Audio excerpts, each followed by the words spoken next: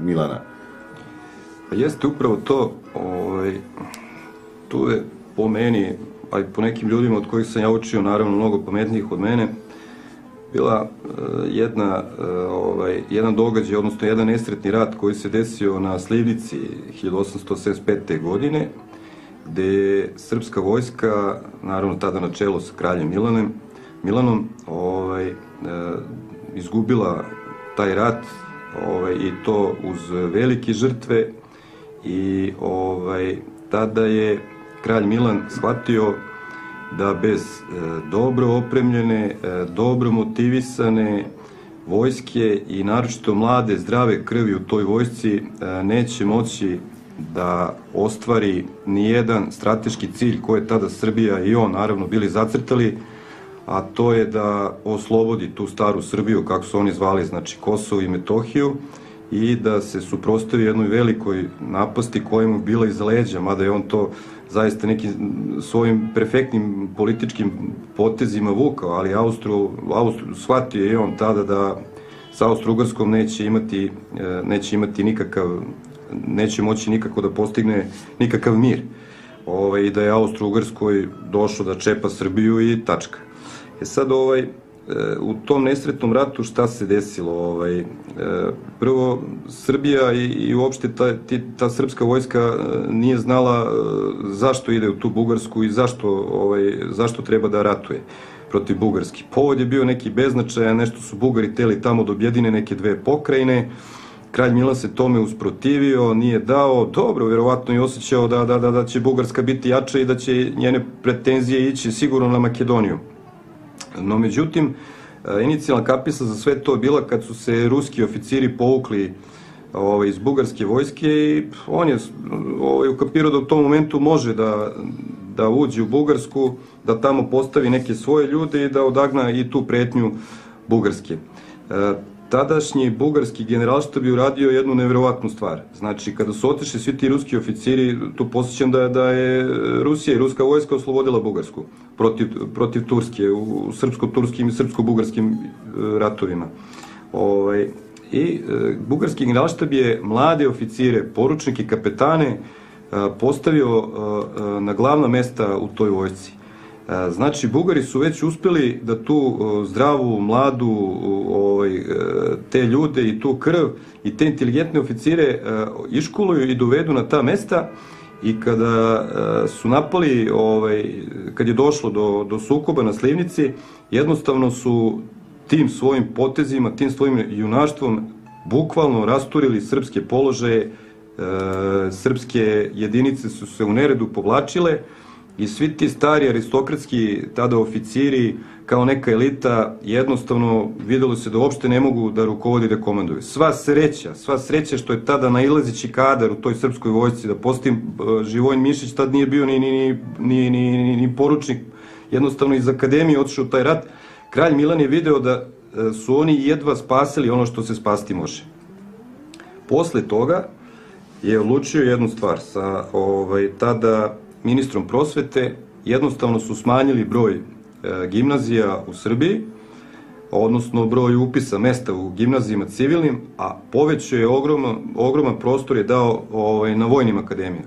Tako da su najzdraviji, najpraviji, najinteligentniji ta srpska mladež, ti srpski seljaci jednostavno pohrlili u vojnu akademiju i vrlo brzo je Srbija dobila taj elitni kadar, te oficire koji su posle kasnije izneli i Balkanske ratove i prvi svetski rat.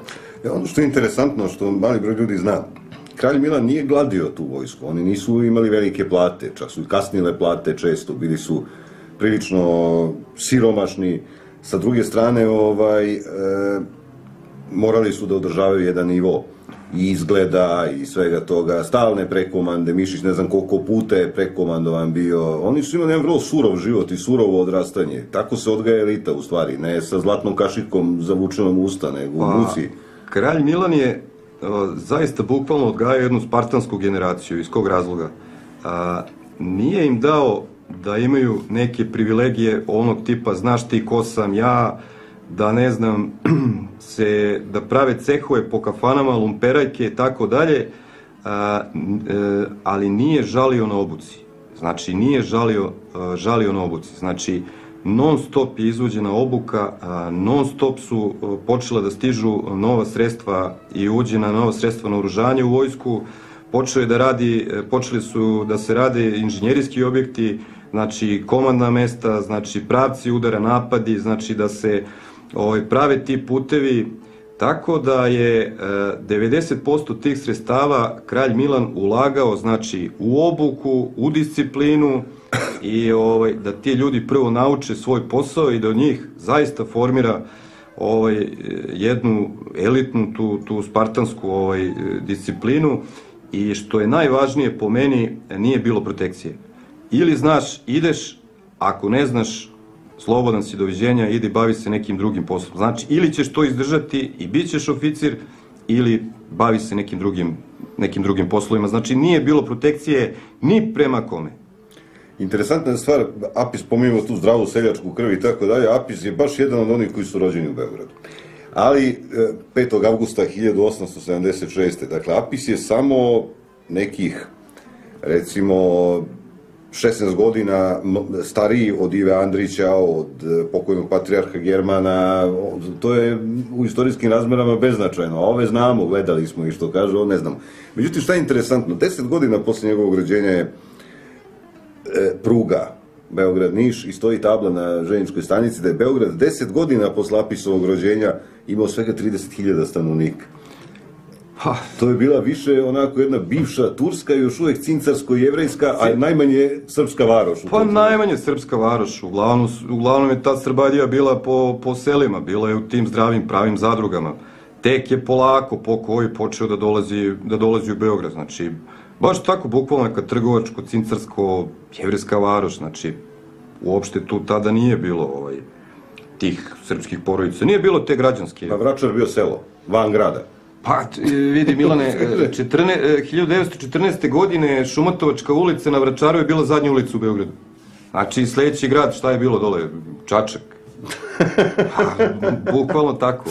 Malo je gradova bilo, nekoliko turskih gradova što je ostao. Upravo tako. Apis je, dakle, rođen u Beogradu i rano je ostao bez oca. O njemu su brinule sestra Jelena i njegov, kako bi se to reklo, šurak Živan Živanović. Završio osnovnu školu u Nišu, a nižu gimnaziju u Beogradu. Prva beogradska gimnazija današnja i kao Boris Tadić. To je ta gimnazija. Nakon školovanja upisuje nižu školu Vojne akademije 1896. godine kao 6. u klasi. Bio je na službi u 7. pešadijskom puku u Beogradu, gde je proizveden u čin potporučnika. Septembra 1898. dakle u svojoj 22. godini upisuje Višu školu Vojne akademije za generalštabne oficire i sledeće godine, 1899. proizveden je u čin poručnika. I to je praktično predistorija. U to vreme, između kralja Milana i kralja Aleksandra vrcaju varnice. Čas su ljubavi, čas nisu ljubavi i to se na kraju završava izgonom Milana iz Srbije i preuzimanjem jedne ovako prilično apsolutne vlasti od strane Aleksandra. Pa, Aleksandar kao Aleksandar prvo ima jedno nesretno detinjstvo, zaista. Bio je rastrzan između oca i majke. Milan ko Milan na svoj način, kockar, švaleraš, voleo je život, ali je bio zaista inteligentan i vodio je računa o nekim drugim stvarima. Kraljica Natalija ko kraljica Natalija, tvrdoglava, razuzdana i tako dalje, tako da je Aleksandar zaista bio rastrzan između toga, nije imao tu pravu roditeljsku ljubav kao što su imali neki vladari tada u Evropi. O njemu su se starali profesori, o njemu su se starale dvorske dame, guvernante i tako dalje, tako da je on, kad je došao na vlast u tih svojih 17 godina, ostao je i kad su ga ubili u 37 godina, on je ostao isto tog dečačkog nekog shvatanja, nepoverenja i tako dalje. Znači, jednostavno, nije odgajan u tom stilu kao što bi trebalo za to vreme i veliki teret na ta nejaka pleća svalili su se vrlo brzo na njega u tadašnju Srbiji koja je zaista bila u velikim problemima, mislim kad nije, ali tad se baš iskazalo neki veliki problemi težnja velikih sila, loš život naših sunarodnika u Turskoj, pretnje Austro-Ugarske, podmetanja od engleskog dvora, od nemačkog dvora, pa čak i neki stvari od ruskog dvora, tako da je zaista tada život u Srbiji bio jako težak. Međutim, Milane, ovdje bi napomenuo samo jednu stvar. Kada se kralj Milan posle vratio u zemlju, on je došao na čelo te aktivne komande. Znači, tog nekog modernog generala štaba, kako to se zove, tih strategija, vojnih studija i tako dalje. Iako se nije slagao sa nekim oficirima, najbolje i najspremnije oficire je doveo tu oko sebe, postavio ih za ispite za majora, i dalje je forsirao da se ta deca upisuju u te vojne akademije. On je između 1898. i 1901. godine iškolovao 500 vrhunskih oficira, zaista Spartanaca, i on je u svemu tome prednjačio. Znači, bio je prvi na poslu, zadnji je zaista odlazio, išao je u nenajavljene kontrole, zaista je tražio rad, red i disciplinu. A što se tiče njegovog izgleda, što se tiče njegove uniforme, ti mladi ljudi su zaista tada bili zaljubljeni u njega i zaista su mu beskreno verovali. Za njega inače važi, za Milana Obrenovića, da je bio izuzetan po tome što nije imao miljenike, nego je zaista bio pravedan prema podređenima, nije imao sad neke favorite. To je slabost mnogih bila u vlasti. A on je dosta dobro sve to držao i zaista su najsposobniji prolazili dalje. U njegovo vreme su već i Stepa i Putnik bili pukovnici uveliko, nisu bili poručnici. To je ta elita već tad... Tačno, pa oni su svi bili na rukovodećim mestima, znači komandanti divizija i generalštabni, spremali su oficire za generalštabnu struku. Znači, kada je Mišić kao kapetan ili kao major polagao majorski, kad je kao kapetan teo da položi majorski ispit i tu pripremu za generalštabnu struku, znaš, Milane, gde mu je bio učionica? Gde? Kopaonik.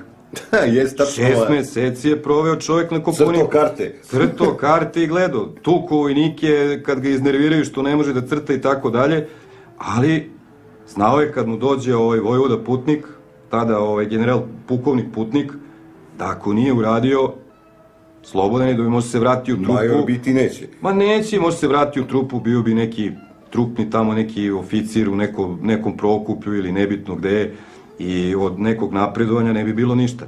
Kažu da je on čak dao neke toponime na Kopaoniku, da je Nebeski stolice naziv, da je njegov naziv za... Jeste, njegov naziv. Ali svi su radili te stvari prema dole, prema Turskoj, znači gde bi smestili vod, gde da se smesti četa, gde da se smesti pozadina, gde mogu da piju konji i ljudi, odakle može da se donese seno, znači kojim putem mogu da prođu ako bude poplava, ako bude snega, ako bude ovo, ako bude ono. Znači, radilo se vrlo ozbiljno, u